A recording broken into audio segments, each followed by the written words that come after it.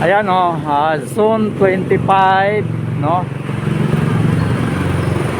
So bakat na lang yung nakikita natin, no?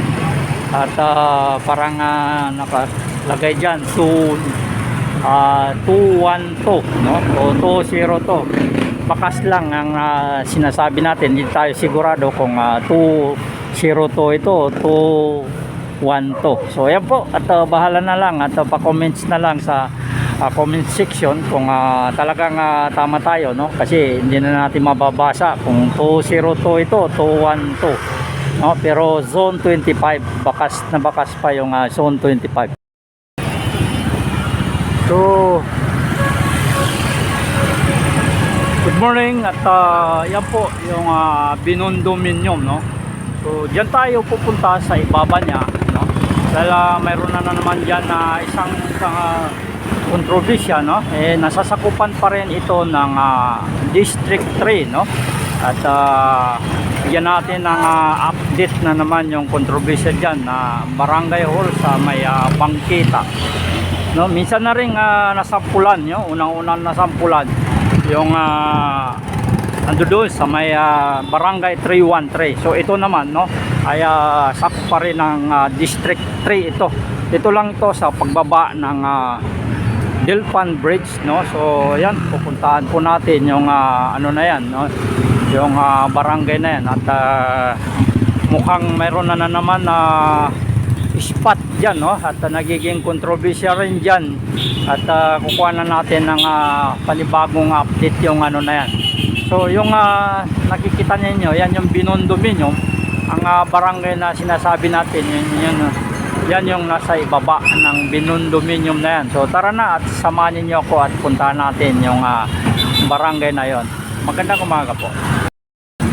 So ito na yung Binondominium, mga kababayan. Ayan. Ayan.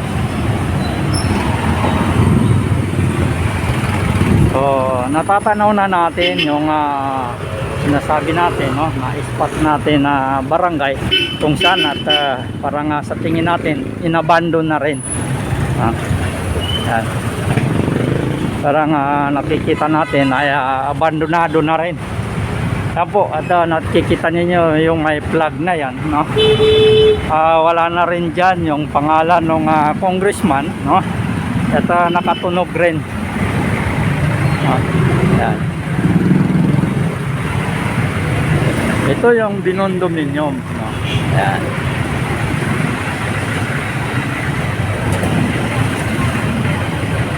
So ito, meron ditong covered court, no?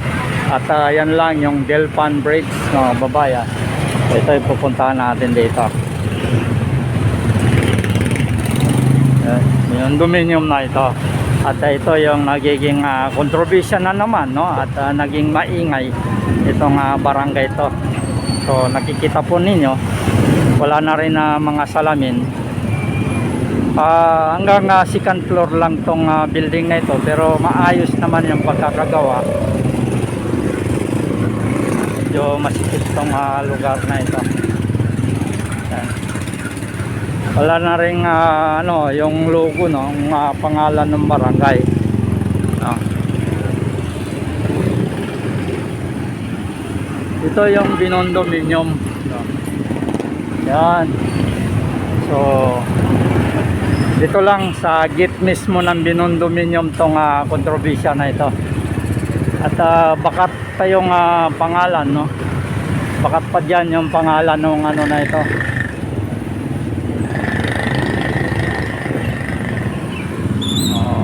Yan, oh, bakat pa yung pangalan ng ano, at inalis na rin kaagad.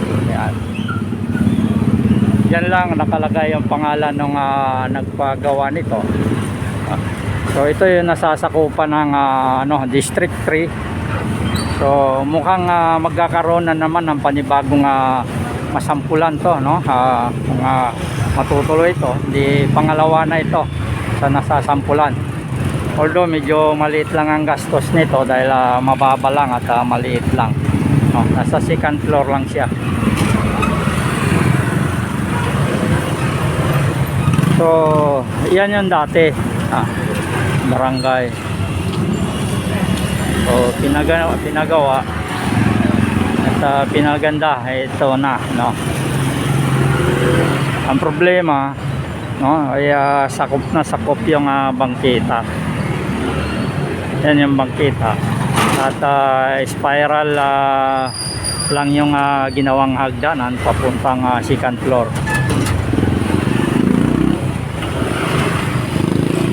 So ito naman yung gate ng Binondominium. So palabas na ito ng Delpan. Yan yung kuha natin ngayong umaga na ito. At pinuntahan natin itong lugar na ito para kung matutuloy itong pagtitibag nito. So at least nakuha na naman natin ng na-document natin. Nakikita po ninyo, wala na rin mga gamit-gamit dyan sa loob, no? At yung salamin, natanggal na rin yung salamin, wala na rin. Pati yung pangalan ng barangay dati dyan na nakalagay, so wala na rin. So meron na school bus na nakaparada dito. So hindi natin makuha na ng dahil pinaradaan na ng school bus. Although nakikita naman ninyo, may sulat dyan na walang parking. No parking, pero itong na ito, school bus na ito ay pumarada dyan.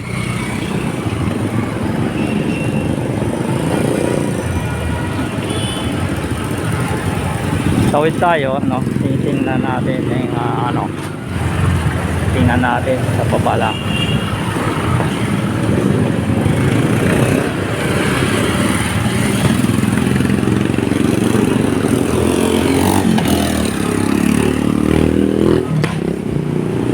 So spiral yung hagdanan ginawa. Yan. So nakuha na ng mga vlogger to, no? At yung mga unang-unang naka-update dito, may pangalan pa ito. At nandiyan pa yung pangalan nung nagpatayo nito. So ito na, nagkakaputik-putik na dito sa baba. Yan. Naka-tiles naman siya. Puro CR pala dito sa baba. Ayan. Oh, bagong-bago pa mga babayan, no? Bagong-bago pa. Ito na yung CR niya. So, binakbak na rin at wala na rin bubong dito. Wala na rin bubong yung CR. Ito, tinanggal na rin yung bubong nito.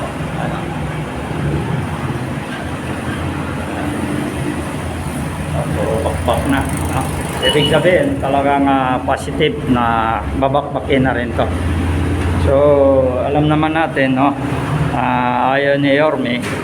At pangalawa ito na masasampulan doon sa may District 2 naman, mayroon din na nanganganib doon yung parang sabungan na barangay hall, no?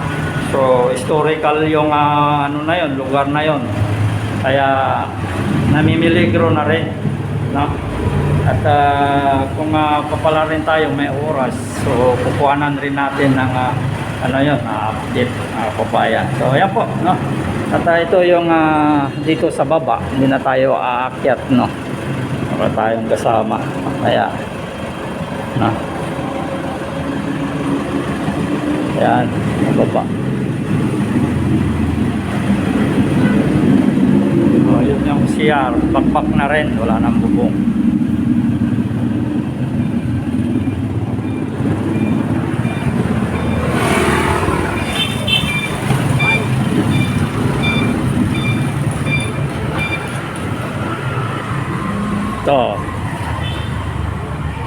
Ito pala yung style niya.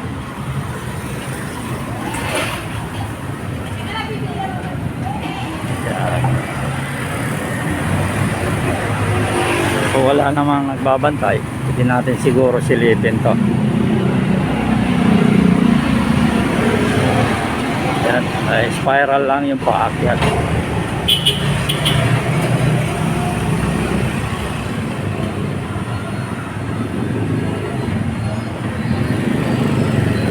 Ito yung loob niya. Yan, so maliit lang talaga. ito, wala pa ito, may isang metro lang ang lapad nito, pero haba nito nasa mga 10 meters. Yan.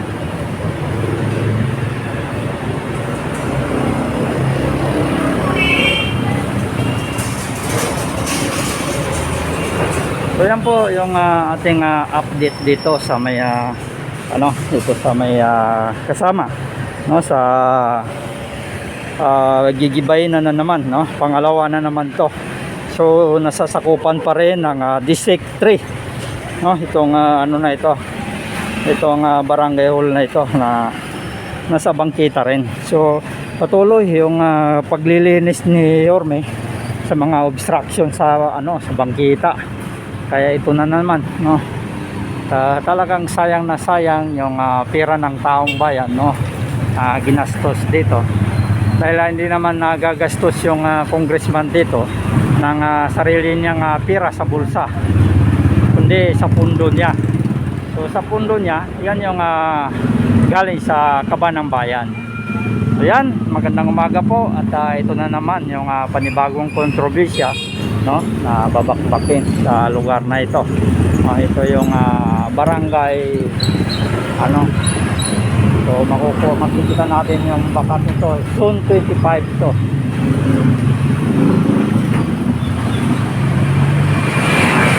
Pagalis din ng sasakyan.